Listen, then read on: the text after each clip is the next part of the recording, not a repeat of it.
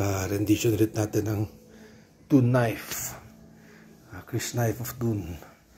Ito yung carving niya, wood to, kasi wood to scabbard niya. Ito yung leather accent niya, yung sa ng belt loop may mga ratan na accents din siya. Ito yung overside niya. Ito pa rin yung carving niya.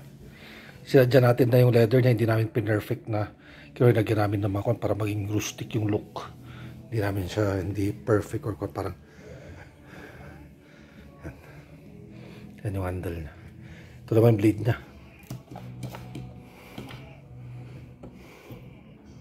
Yan. 13 inches long, 13 and 1/2 actually. Live yung front blade, live yung rear blade. 6 inches tong handle niya. Aluminum guard. Yan. May dip siya ng konti kaya makita mo siya, sarap itaga, saka panaksak. Ganda ng geometry ng blade na to.